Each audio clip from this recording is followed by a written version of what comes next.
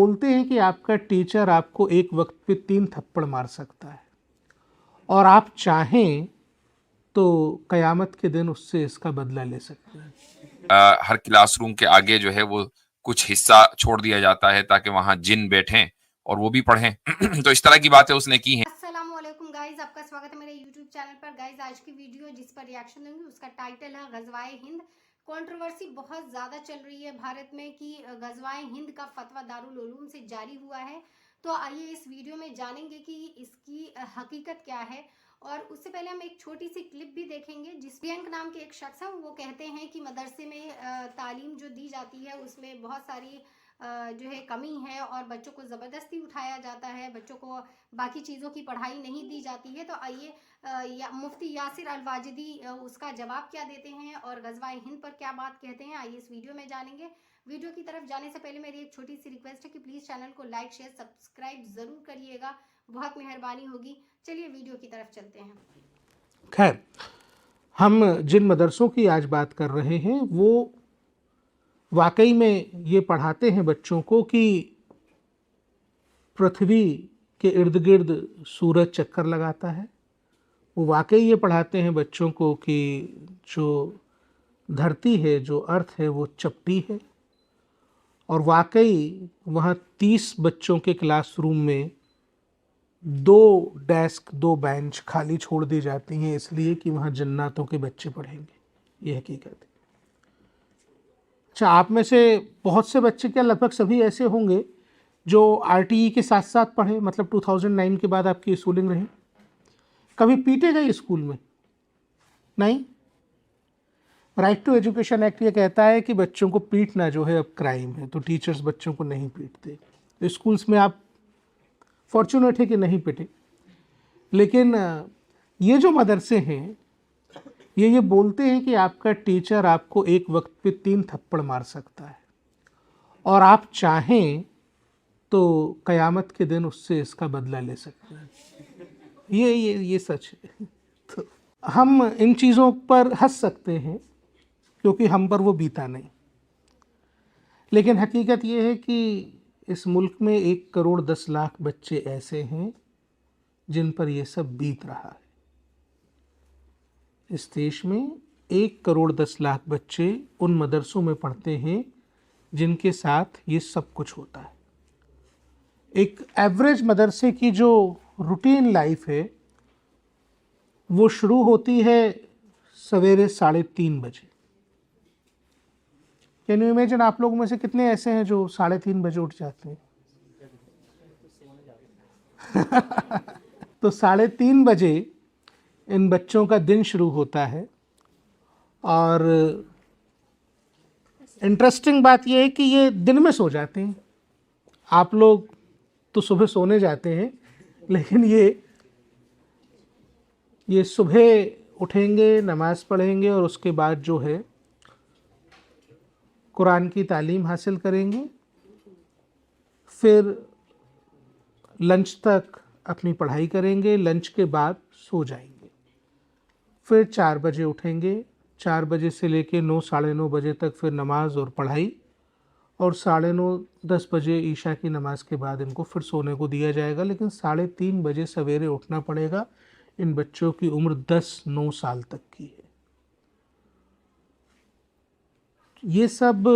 دیش کے ینگسٹرز کو معلوم ہونا چاہیے کہ کہاں کہاں ہو رہا ہے۔ انٹرسٹنگ فیکٹ یہ ہے کہ یہ ہر جگہ ہو رہا ہے۔ ایک چیز کا اور میں اضافہ کرنا چاہوں گا جو اس وقت ٹرینڈ میں ہے، اور یہ انڈین کانٹیکس میں ہے اور پاکستان سے بھی اس کا تعلق ہے، اور وہ یہ ہے کہ ایک شخص ہے انڈیا میں جس کو ایک سرکاری کمیشن کا ذمہ دار بھی بنایا گیا ہے، اور ٹویٹر پر میں نے کئی مرتبہ اس کو کہا اور اس سے بات بھی ہوئی، یعنی اس نے جواب بھی دیا کہ بھئی آ کر اس موضوع کے اوپر بات کرتے ہیں۔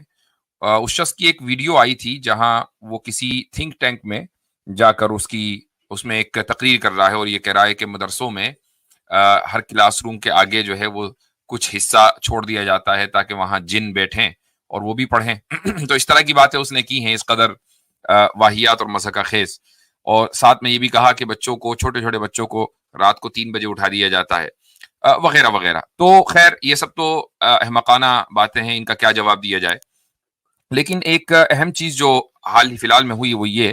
کہ دارالعلوم دیوبند کی ویب سائٹ پر ایک مستفتی نے آج سے 15 سال پہلے ایک شخص نے سوال پوچھا تھا غزوہ ہند کی حدیث کے تعلق سے کہ کیا اس طرح کی کوئی حدیث ملتی ہے, جس پر دارالعلوم دیوبند کے دارالفتہ نے جواب دیا اور کہا کہ جی ہاں سنن نسائی میں ایک حدیث ملتی ہے. بس اتنا ہی ہے, یعنی سوال یہ ہے کہ کیا حدیث موجود ہے, جواب یہ ہے کہ جی موجود ہے. تو اب اس شخص نے چونکہ یہ بیڑا اٹھایا ہوا ہے کہ وہ مدارس کو پریشان کرے اور انفارچونیٹلی ایک قانونی پوزیشن کے اوپر بٹھایا گیا ہے اسی مقصد سے, تو اس نے نوٹس بھیجا کہ بھائی آپ جواب دیں, آپ تو انڈیا میں بیٹھ کر غزوہ ہند کو پروموٹ کر رہے ہیں اور ملک مخالف جذبات کو ابھار رہے ہیں.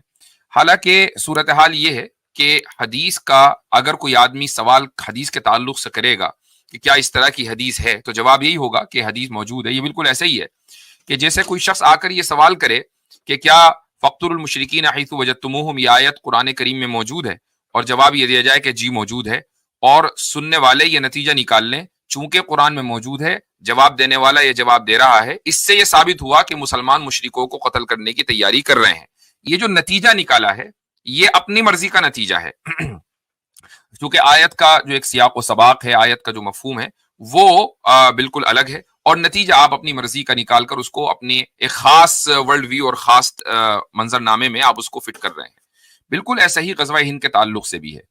تو جہاں تک حدیثوں کا تعلق ہے میں اس کی تفصیل میں تو نہیں جاؤں گا چونکہ یہ ایک پیورلی ایکیڈیمک سیٹ اپ نہیں ہے, لیکن میں اتنا ضرور کہنا چاہوں گا کہ احادیث ملتی ہیں, اور بعض حضرات کی طرف سے یہ جو کوشش کی جا رہی ہے خصوصاً انڈیا میں کہ نہیں جی یہ ساری حدیثیں ضعیف ہیں, ان کا کوئی اعتبار نہیں ہے, ایسا نہیں, یہ غلط ہے. حدیثیں اگرچہ میں یہ نہیں کہوں گا کہ وہ حدیث اعلیٰ درجے کی صحیح ہے, لیکن ہمارے یہاں اصول حدیث میں ایک نقطہ نظر ملتا ہے جس کو ہم بولتے ہیں تعدد طرق, یعنی ملٹیپل چینز آف ٹرانسمیشن. ایک روایت, ایک نریشن اگر ملٹیپل چینز آف ٹرانسمیشن سے ہو کر ہم تک پہنچے, اور مان لیجئے ہر ایک چین آف ٹرانسمیشن میں کچھ نہ کچھ ویکنس ہو, کچھ نہ کچھ کمزوری ہو, تو یہ سب مل کر مضبوط ہو جاتی ہیں. یہ بالکل ایسا ہی ہے جیسا کہ آپ ایک برانچ لیں, ایک ٹہنی لیں کسی درخت کی, تو بہت آسانی کے ساتھ اس ٹہنی کو توڑا جا سکتا ہے اگر وہ پتلی سی ہے, لیکن اگر آپ پتلی پتلی ٹہنیوں کو ایک جگہ کر دیں اور اس کے بعد ان سب کو ایک ساتھ توڑنے کی کوشش کریں تو یہ ممکن نہیں ہوگا, اس لیے کہ ایک سے دوسرے کو قوت مل گئی. بالکل ایسا ہی یہ چین آف ٹرانسمیشن کا بھی اصول ہے. تو اگر آپ پیورلی اصول حدیث کے نقطہ نظر سے دیکھیں تو ان احادیث کا انکار نہیں کیا جا سکتا. البتہ غزوہ ہند کے تعلق سے میری ایک ویڈیو ہے, اور جس وقت یہ ویڈیو بنی تھی اس وقت اہل پاکستان کو بہت ناگوار گزرا تھا یہ واقعہ, اور غالباً یہ 4 سال ہو گئے اس ویڈیو کو. اروین سہرن ایک صاحب نیوزی لینڈ میں رہتے ہیں, ان کے ساتھ میرا انٹرویو ہوا تھا غزوہ ہند کے تعلق سے, اور میں نے یہ ثابت کیا تھا, بلکہ پاکستان کے اس وقت کے مفتی اعظم حضرت مولانا مفتی رفیع عثمانی صاحب رحمہ اللہ کی کتاب کے حوالے سے یہ ثابت کیا تھا کہ اکثریت کی محدثین میں اور جو لوگ ان موضوعات سے دلچسپی رکھتے ہیں, علامات قیامت وغیرہ, ان کی رائے کے مطابق جب محمد بن قاسم رحمۃ اللہ علیہ کا حملہ ہوا تھا سندھ پر, تو اس وقت یہ جو آپ صلی اللہ علیہ وسلم کی پیشن گوئی ہے یہ پوری ہو چکی ہے, یعنی سن 711 ہجری میں. تو اب آپ یہ بتائیں کہ بلکہ ہجری میں نہیں, یہ اس میں عیسوی میں, تو آج سے اگر کوئی چیز 1350-1400 سال پہلے ہوئی ہے ایکسکیوز می, تو آج اس کے اوپر رونا کیسا؟ تو اب یہ جو ہوا یہ کہ پاکستان میں کچھ افراد ایسے ہیں جن کا میں نے اس ویڈیو میں بھی نام لیا ہے کہ جنہوں نے اس حدیث کو کچھ اس انداز سے پیش کیا اپنی یعنی اس خاص خیال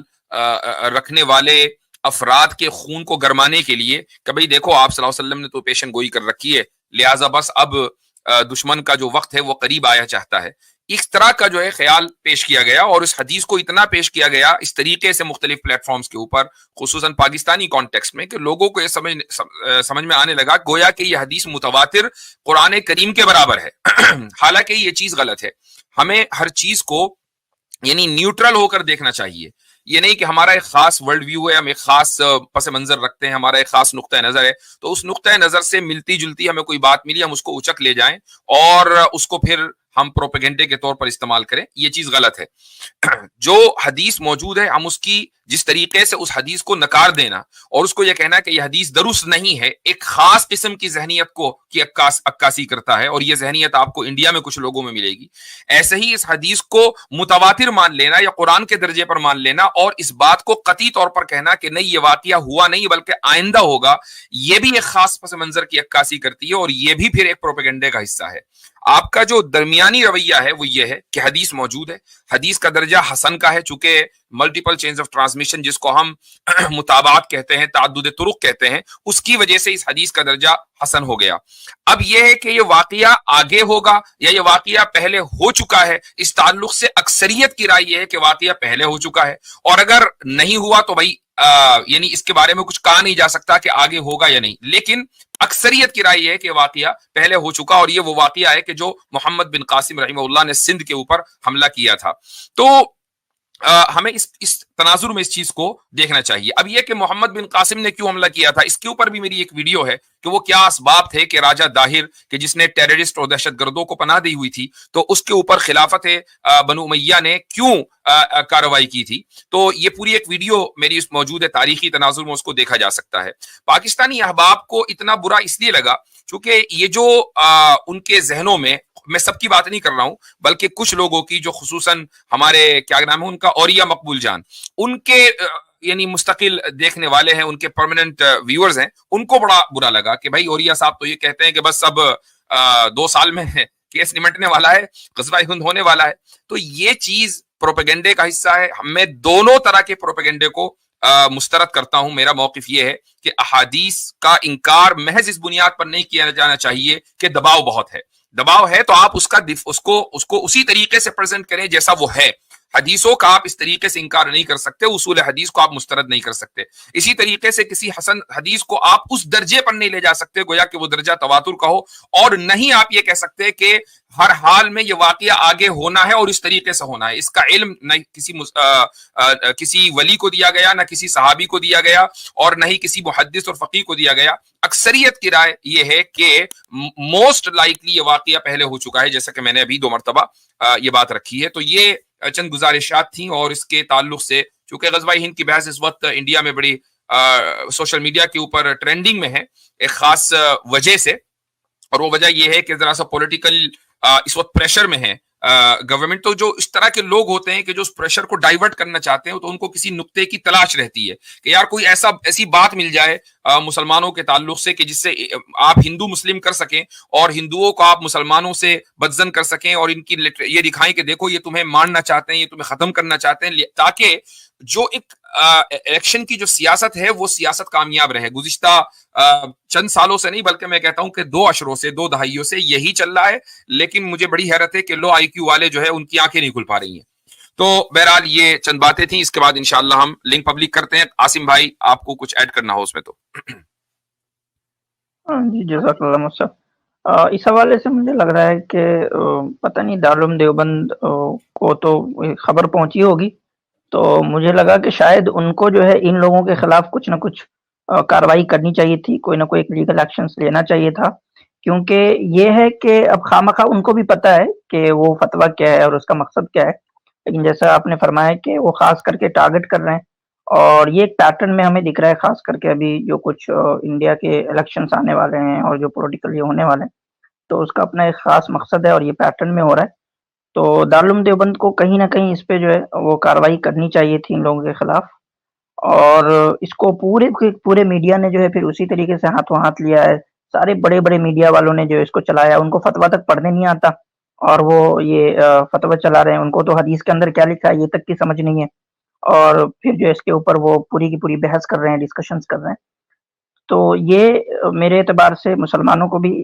جو انڈیا میں خاص کر کے اب یہ دیکھیں سب، یہ ایک عجیب سی بات ہے کہ جو انڈین مسلم ہیں، ہم لوگ جو بچپن سے کبھی نہیں سنے ان سب چیزوں کے بارے میں، غزوہ ہند کے بارے میں، اور ہم نے جو سنا ہے اس کو ہم نے انہی لوگوں سے سنا ہے۔ مطلب یہ پروپیگنڈا کر کر کے بھی مسلمانوں کو ان ساری باتوں کے بارے میں بتا رہے ہیں جس کے بارے میں مسلمان نہیں جانتے انڈیا میں، اور آپ جو ہے وہ پروپیگنڈا کر رہے ہیں۔ تو یہ جو ایک فیبرک ہے انڈیا کا، اس کے لیے نقصان دہ ہے، یہ ان کے لیے بھی نقصان دہ ہے۔ تو ان کو خواہ مخواہ پروپیگنڈے کے اندر جو ہے وہ کسی ایسی چیز کو آگے نہیں بڑھانا چاہیے جو کہ معاشرے کے لیے نقصان دہ ہو۔ بالکل صحیح فرما رہے ہیں، اور اس تعلق سے دارالعلوم دیوبند ہو یا اس طرح کا واقعہ کسی بھی ادارے کے ساتھ ہو سکتا ہے، یہ منظر اسلام بریلی کے ساتھ بھی ہو سکتا ہے، یہ جامعۃ الاصلاح کے ساتھ بھی ہو سکتا ہے، جامعۃ الفلاح کے ساتھ بھی ہو سکتا ہے، یہ ندوۃ العلماء کے ساتھ بھی ہو سکتا ہے، چونکہ یہ سارے کے سارے وہ ادارے ہیں کہ جو مختلف علاقوں میں اور یا پھر مختلف مکاتب فکر کے بہت اہم ترین ادارے ہیں، اور جو مسلمان ہیں وہ ان اداروں سے وابستہ ہیں اور ان سے اپنے روزمرہ کے جو ان کے دینی مسائل ہیں اس میں رہنمائی لیتے رہتے ہیں۔ تو یہ چیز کوئی ایسا نہیں ہے کہ دارالعلوم دیوبند پر رک جائے گی، یہ ہر ایک کسی نہ کسی مدرسے کے ساتھ اس طرح کے واقعات ہوتے رہیں گے خدا نخواستہ۔ تو یہ ضروری ہے کہ اس پر ایک سخت ایکشن قانونی طور پر لیا جائے۔ یہ الگ بات ہے کہ آج کل خود اس ادارے کے ایک سربراہ صدر مدرس ہیں، صدر المدرسین ہیں، وہ ابھی کچھ دن پہلے انٹرویو میں کہہ رہے تھے کہ بھائی اب قانون کے اوپر اعتماد نہیں رہ گیا ہے، ایسا کرو کہ قانون کی کتابیں جلا دو۔ تو یہ بات ان کی بڑی مشہور ہوئی تھی۔ تو یہ بات بھی صحیح ہے کہ ایک خاص ذہنیت کے لوگ ہر جگہ بیٹھے ہوئے ہیں، تو کوئی انصاف کی امید مشکل ہے، لیکن بہرحال جس طریقے سے بھی آپ کو انصاف مل سکتا ہے وہ کوشش کرنی چاہیے، چونکہ آپ نے دیکھا پرینک جی کس طریقے سے بچوں کو کہہ رہے ہیں کہ 9 سال 10 سال کے بچوں کو 3 بجے اٹھا دیا جاتا ہے اور پھر رات میں انہیں لنچ کے بعد سونے دیا جاتا ہے دوپہر میں، پھر 4 بجے اٹھ جاتے ہیں، وہ 9 بجے رات میں پھر سوتے ہیں۔ 9 سال 10 سال کے بچے ہیں، اس طرح سے وہ مدرسے والے ان بچوں کو پریشان کرتے ہیں اور غلط ایجوکیشن دیتے ہیں۔ کلاس میں 2 بینچ خالی ہے تو وہ جن بیٹھتے ہیں وہاں پہ، اور ٹیچر مار نہیں سکتا، تو آپ قیامت کے دن ہے، فالتو چیزیں ہیں، بیوقوفانہ بات ہے۔ اس طرح کی کوئی بھی حرکت مدرسے میں نہیں ہوتی ہے۔ تاکہ مفتی یاسر الواجدی جو ہیں کس طریقے سے ان کا جواب بھی دیتے ہیں۔ دوسرا یہ کہ غزوہ ہند پہ جو انہوں نے بات کہی وہ بات بالکل صحیح ہے کہ انڈیا میں مسلمز تو مجھے لگتا ہے کہ بہت کم لوگ جانتے ہیں۔ یہ صرف یہ ٹاپک اتنا زیادہ بڑھایا جاتا ہے کہ جن کو نہیں پتا ان کو بھی پتا لگ جاتا ہے۔ اور یہ بات انہوں نے عاصم جی بھی بات صحیح کہے ہیں کہ بہت لوگوں کو اس کے فتوے کے بارے میں نہیں پتا، لیکن بڑی بڑی میڈیا اس کو اچھال رہی ہے کیونکہ گورنمنٹ اس وقت جو ہے بہت زیادہ پریشر میں ہے، تو وہ ڈائیورٹ کرنا چاہ رہی ہے کہ روزگار پہ بات نہ ہو، باقی اور بھی چیزیں ایسی ہیں جن پر بات نہ ہو، کسان کے مدعے پہ بات نہیں ہونی چاہیے۔ اس وجہ سے وہ ہندو مسلم ہو رہا ہے کہ فتویٰ اٹھ گیا وہاں سے، وہ 10 سال پرانا فتویٰ ہے، 15 سال پرانا فتویٰ ہے، اس بات پہ